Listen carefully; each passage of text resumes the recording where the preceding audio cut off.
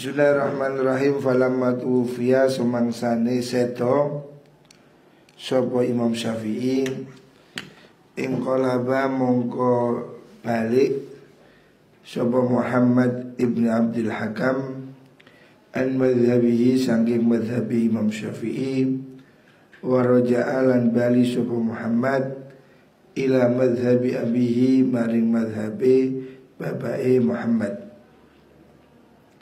Wa darosa lan mulang sapa mungkono Muhammad ibn al-Hakam kutuba Malik ing pira-pira kitab Imam Malik rahimahullah. Wa huwa Muhammad bin Hakam iku min kibari ashabi Malik saking pira-pira agunge santrine Imam Malik rahimahullah. Wa athara lan milih ngutamaaken sapa Al-Buwaiti Imam Abu Ya'qub Al-Buwaiti az-zuhda ing sifat zuhud tirakat wal khumula lan sifat khumul.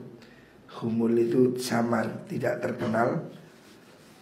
Walam yu'jibhu lan orang gawakan hu ing mengkono Al-Buwaiti ob al-jam'u kumpulan golongan wal julusulan lunggu fil halqati ing dalam kalangan halakoh pengajian waslagolalan ketungkul sapa Al-Buwaiti bil ibadati kelan ibadah wasannafalan ngarang sapa Al-Buwaiti kitab al-ummi ing kitab al-um alladzi yunsabu kang den bangsaaken opo kitab al-um al-ana ing dalam saiki ila Rabi' bin Sulaiman maring Kiai Rabi' bin Sulaiman wa yurafulan den wurui sapa mengkono al-um bi iklan Rabi' wa inna ma sunnafa angin mestine ngarang hu ing kitab sapa Al-Buwaiti Imam Buwaiti walakin lam yazkur tetapi ini orang nutur sapa mengkono Al-Buwaiti nafsahu ing awak dhewe ne Al-Buwaiti fihi ing dalam kitab al-um walam yunsibu lan orang bangsa akan sapa Al-Buwaiti hu ing kitabul ila nafsihi maring awak dhewe ne Imam Al-Buwaiti fazada mongko nambahi sapa Rabi'u Imam Rabi' ya Rabi' bin Sulaiman fihi in dalam kitab wa tasarrafa lan ngawahi sapa mengkono Ar-Rabi' wa azhara lan martelaaken sapa Rabi' hu ing kitabul maksudnya Imam Syafi'i itu mempunyai santri yang sangat khumul tirakat tidak terkenal namanya Imam Buwaiti. Sesungguhnya Abu Ya'qub Al-Buwaiti itulah yang membukukan mazhab Imam Syafi'i dalam kitab Al-Um. Cuma karena beliau tidak ingin terkenal, beliau sembunyi. Kitab itu terkenal disebut sebagai kumpulannya Ar-Rabi' bin Sulaiman. Padahal sesungguhnya yang menulis Imam Al-Buwaiti. Imam Al-Buwaiti memang orang yang ditunjuk menjadi pengganti Imam Syafi'i. Wal maksudu tekan den sejo. Dari cerita itu yang dimaksud annal wafa'a seduni nuhoni kesetiaan bil mahabbati kelawan cinta min tamamiha iku setengah saking sempurnane mengkono al-mahabbah an-nushu utawi nasihati lillahi krono Gusti Allah. Imam Syafi'i sesungguhnya berteman baik dengan Imam Muhammad ibn al-Hakam.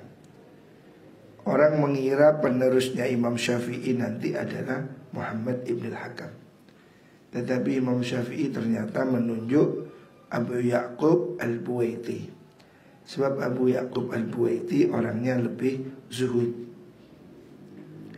Muhammad bin Hakam karena kecewa tidak ditunjuk sebagai pengganti Imam Syafi'i, dia kemudian kembali pindah kepada mazhab Malik. Artinya Imam Syafi'i walaupun berteman baik dengan Imam Muhammad Ibn al-Hakam, tetapi dia tetap objektif. Soal ilmu dia mendahulukan Abu Ya'qub al-Buwaiti, walaupun mungkin Muhammad Ibn al-Hakam itu lebih terkenal, tetapi zuhudnya, ilmunya, wirainya lebih tinggi adalah Imam Abu Ya'qub al-Buwaiti. Qala dawu sobal ahnaf, al-ikha'u utai seduluran iku jauharatun mutiara, raqiqatun kang lembut, ilam tahris halamun orang rekso siro ha ing jauhara, kanat mongko ono apa mengkono jauhara iku mu'ridatan kang madhab lil afati maling kerusakan. Persaudaraan itu bagikan permata yang halus, kalau tidak dijaga rusak. Fahriza mongko jogo sira ha ing mengkono jauhara bil kadhmi kelawan mengempet emosi, menahan emosi. Berteman ini harus ada kesadaran untuk menahan emosi. Hatta tak tadhira sehingga ngapura sira ilaman maring wong zalamaka kang zalim sapa man ka ing sira. Wa biridha lan kelawan ridha,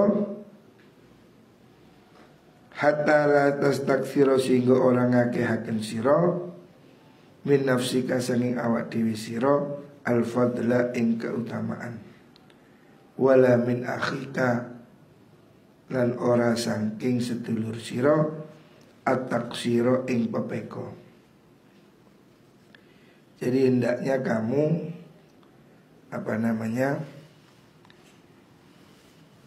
berusaha bisa menahan diri untuk tidak mudah marah dan bisa menerima kekurangan orang lain. Jangan selalu nyalahkan orang. Sebaiknya dalam setiap hal introspeksi apa kesalahan diri sendiri. Wa min athari sidqi lan iku saking athari sifat demen, temenan, kejujuran, wal ikhlas lan ikhlas, wa tamamil wafa'ilan sempurnane nuhoni setia, andakuna yudayen to ono sira iku syadidal jazai nemen ngersula sangat sedih, minal mufaraqati saking perpisahan.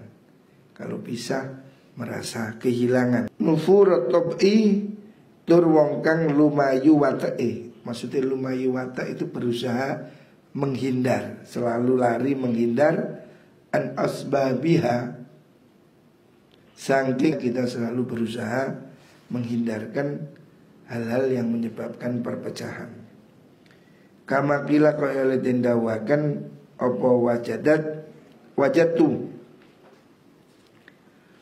wajatu nemu ingsun musibatid dunya ing pira-pira belain musibatiz zamani ing pira-pira belain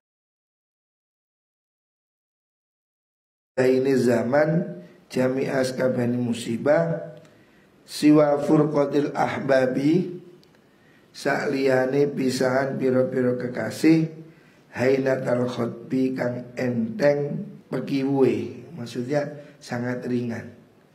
Orang mengatakan selain berpisah dengan teman, ya, semua musibah itu terasa ringan.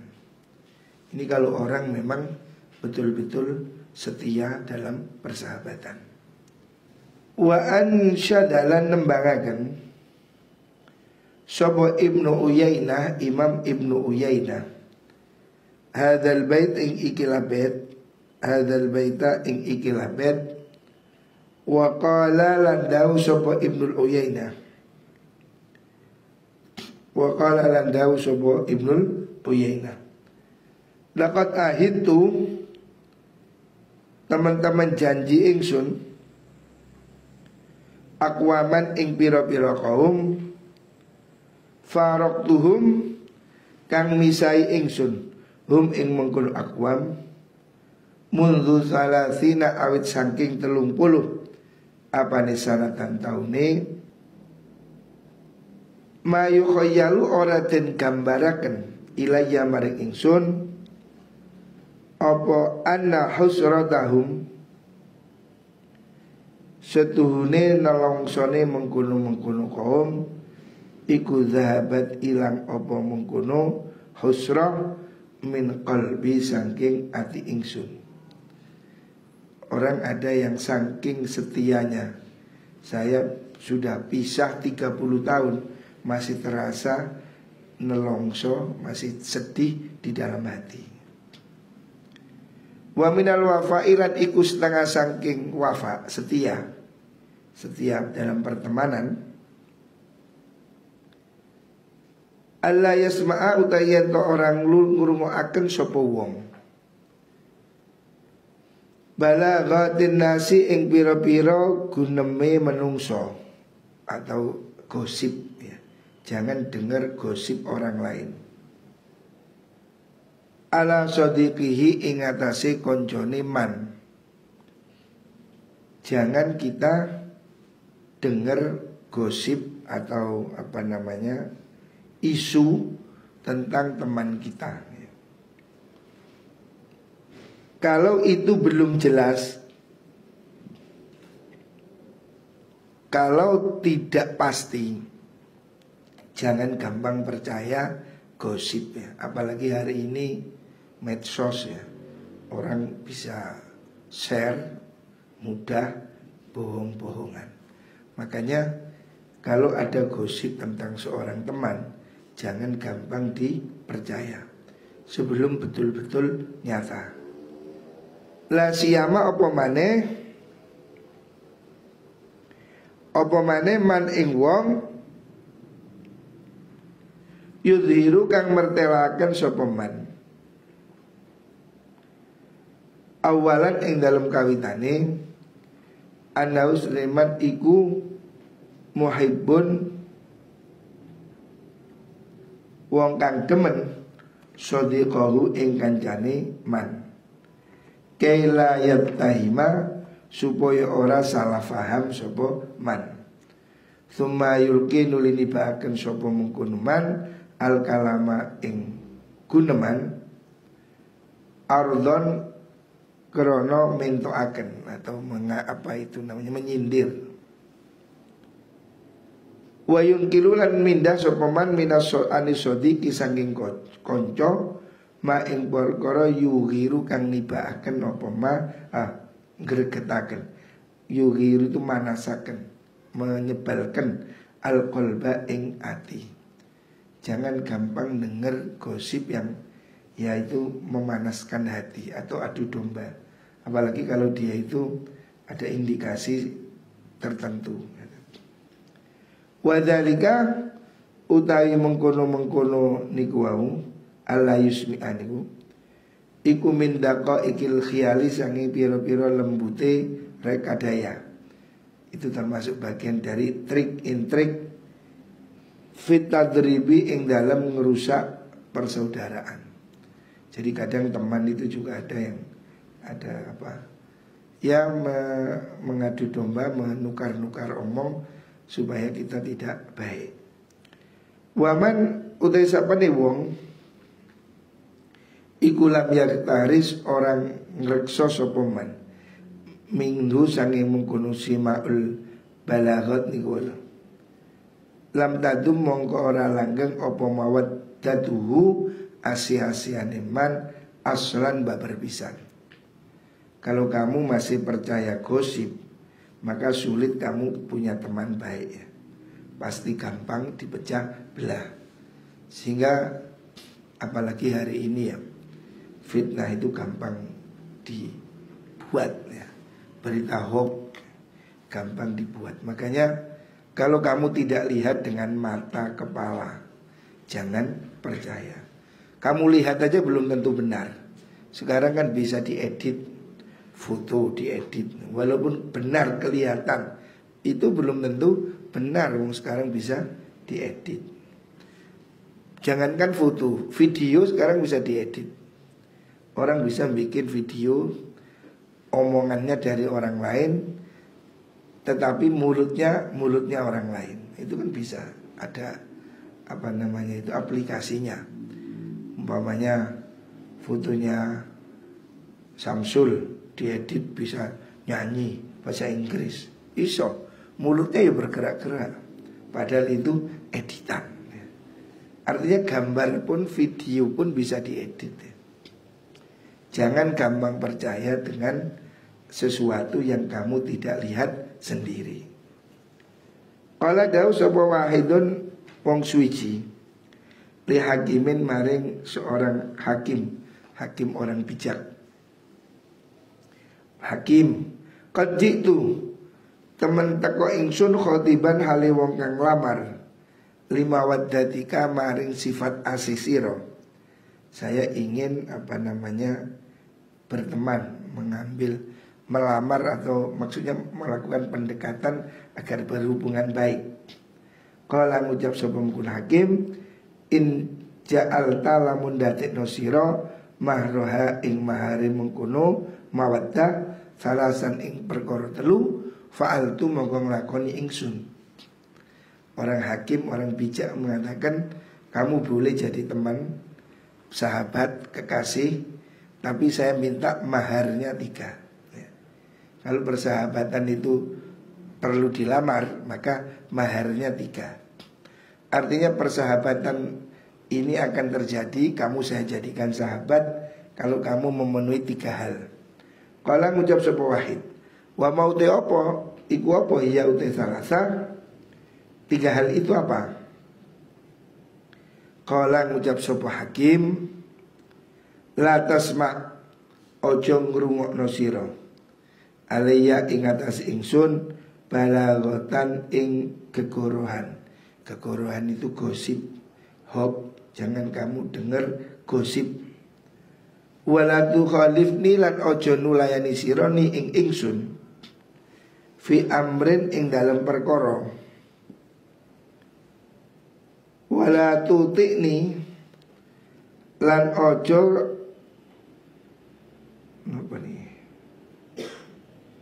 rembukan sironi ing ingsun aswatan kelawan rembukan kang olo. Ada 3 hal yang harus kamu lakukan kalau mau jadi teman. Pertama, jangan dengarkan gosip. Kedua, kamu harus manut. Ketiga, jangan ngomong rembuk sesuatu yang jelek.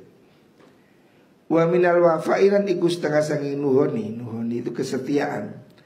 Alla yusodika utayen to orang napa niku. Yusodika itu mengambil hubungan dekat. Orang dadi akan konco, tidak menjadikan teman. Sopo mungkun wong adu wasodikihi ing musune koncone wong. Maksudnya kamu jangan berteman dengan musuhnya temanmu ya. Itu akan menyinggung perasaan temanmu ya. Jadi jangan kamu berteman dengan orang yang sedang musuhan dengan teman baikmu. Nanti kamu dikira belo atau adu domba. Qala dawu sapa Asy-Syafi'i, Imam Syafi'i rahimahullah, idza ata'a nalikane manut sapa sadiku ka kanca sira aduwa ka ing musuh sira faqad istaraka monggo temen sekuton sapa karone fi adawatika ing dalem musuhi ing sira. Kalau temanmu itu patuh pada musuhmu, berarti dua-duanya itu musuhmu. Artinya kalau kamu sudah tahu musuhan sama seorang, kok temanmu itu berteman dengan dia, ya berarti dia membela musuh. Ini dalam arti yang ekstrim ya. Artinya kalau permusuhan itu memang betul. Artinya permusuhan hal-hal yang prinsip ya. Selama tidak kan tidak perlu bermusuhan. Tetapi kalau kamu tahu itu musuh dari temanmu, maka jangan kamu mendekat pada dia, sehingga kamu akan dianggap membela pada musuhmu. Ya, kesimpulannya yang bab ketujuh itu dari pertemanan itu tentang kesetiaan. Bahwa kita ini kalau ingin menjadi teman yang sungguh-sungguh, ya harus setia, merasa senasib sependeritaan. Ini dimanapun harus terjadi. Tentara pada semangat korsa. Rasa setia kawan harus dibangun.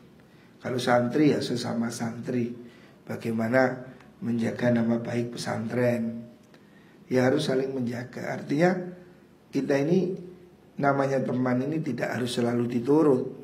Kalau dia memang salah ya harus ditegur, harus dicegah. Ada teman kok melanggar, walaupun itu teman baik, ya harus dicegah. Setia itu tidak berarti harus manut apa-apa. Tetapi yang namanya setia itu ya dalam kebaikan kita tolong, dalam kejelekan ya kita hentikan. Jangan membabi buta walaupun kita mencintai seseorang, apa itu teman, apa itu tokoh. Kalau memang dia tidak benar ya harus diingatkan. Jangan kita berpihak pada kezaliman. Walaupun itu teman baik, kalau dia memang melanggar atau dia melakukan kesalahan, mencuri umpamanya, ya harus dilaporkan, harus diingatkan. Jangan membiarkan temanmu dalam kesalahan. Itu termasuk bagian dari kesetiaan. Jadi teman tetap teman, tetapi kalau itu menyangkut prinsip tentang kebaikan, tentang kebenaran, harus tetap objektif. Itu yang kemarin dicontohkan oleh Imam Syafi'i tentang Imam Buwaiti itu. Imam Syafi'i berteman akrab dengan Imam Muhammad Ibn Hakam, saking dekatnya sehingga seperti saudara. Bahkan Muhammad bin Hakam itu menjadi salah satu alasan kenapa Imam Syafi'i pindah ke Mesir. Tapi tahu begitu, Imam Syafi'i tetap objektif tentang ilmu. Dia tidak menunjuk Muhammad bin Hakam sebagai penggantinya. Dia menunjuk Imam Abu Ya'qub Al-Buwaiti. Walaupun hubungan Imam Syafi'i dengan Al-Hakam ini luar biasa dekat, seperti saudara. Tetapi karena ini soal amanah ilmu, dia menilai Abu Ya'qub Al-Buwaiti lebih pas, lebih afdol, lebih zuhud, lebih wirai. Artinya berteman ini tetap harus objektif. Kita ini walaupun menyenangi seseorang, apa itu teman, apa itu siapapun, harus tetap objektif. Artinya kalau salah ya salah. Jangan pilih kasih, jangan membiarkan kesalahan.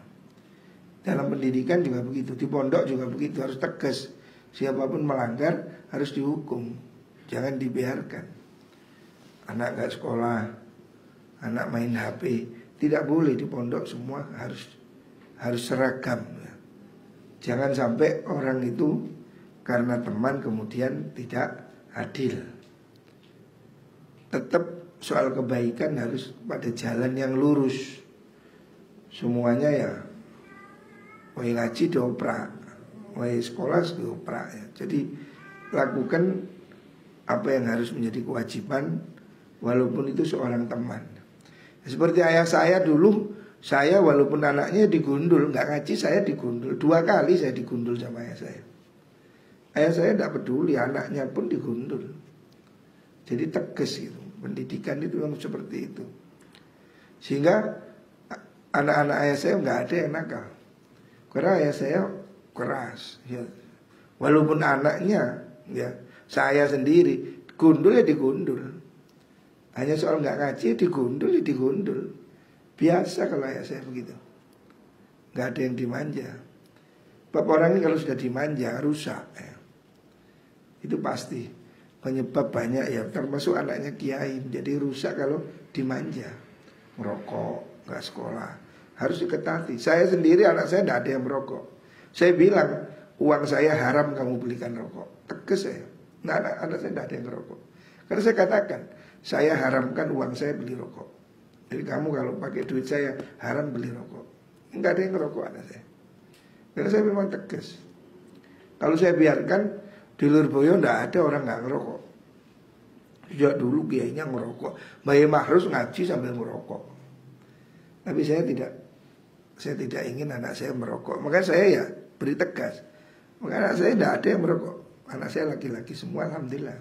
Karena saya bilang, uang saya haram buat beli rokok. Anak saya nggak berani. Ya harus seperti itu, harus tegas. Kalau dibiarin ya katut-katut.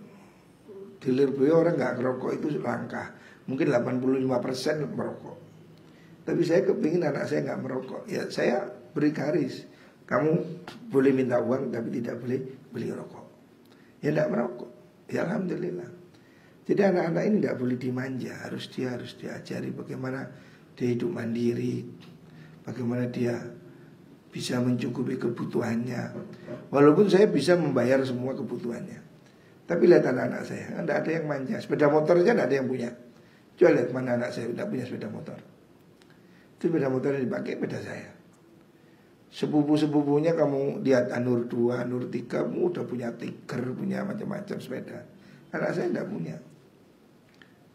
Memang saya tidak memanjakan. Ini mereka tidak usah sepeda motor. Jadi saya kepingin mereka tertib. Itu pendidikan harus begitu. Nanti kalau dia sudah pulang, mau beli Mercy, mau beli BMW, kalau dia punya duit silakan. Tapi anak tidak usah diajar manja. Kalau sudah diajar manja pasti gak ngaji, ngeluyur. Anak saya di Kairo setiap hari naik bis. Yang satunya Tolha itu naik sepeda pancal. Padahal dari kampus dari asrama anak saya ke kampus kira-kira mungkin 6 km. Tapi saya tidak beli sepeda motor. Naik sepeda federal dia. Di Kairo bayangkan, panas. Anak saya naik sepeda pancal. Bandingkan dengan kamu, coba. Tuh, kamu udah pakai sepeda motor. Padahal ya gak sombong, kayak mana saya sama bapakmu? Hah? Baik. Oh. Coba. Anak saya kuliah di Kairo, naik sepeda pancal. Demi dia kepingin hemat, gak naik bis. Karena kalau naik bis dia sehari bisnya pindah, satu bis. Maka dia memilih naik sepeda pancal. Bukan sepeda motor, sepeda pancal. Dan di Mesir itu panas, berdebu. Kira-kira dari kampus ke mana? Ke asrama itu 6 kilo. Anak saya naik sepeda pancal. Coba kamu. Saya prihatin, kamu itu manja naik sepeda motor. Coba bayangkan. Itu contoh bahwa pendidikan itu. Saya bisa jangan beli sepeda, belikan mobil saya kuat. Kalau saya mau anak saya belikan mobil di Kairo, sangat kuat. Tapi saya tidak ingin mengajar mereka manja. Ini harus ya, pendidikan ini harus membuat dia mandiri. Kamu lihat anak saya, Facebooknya, jualan sarung setiap hari. Itu, mereka harus jadi kuat. Saya tidak menyuruh, tapi dia mempunyai keinginan untuk mandiri. Dan itu saya biarkan, biar mereka harus tumbuh menjadi kuat. Kalau dimanja, dia menjadi lemah ya. Nah, kamu harus melatih dirimu jangan manja ya. Harus kuat. Wallah. Al-Fatihah.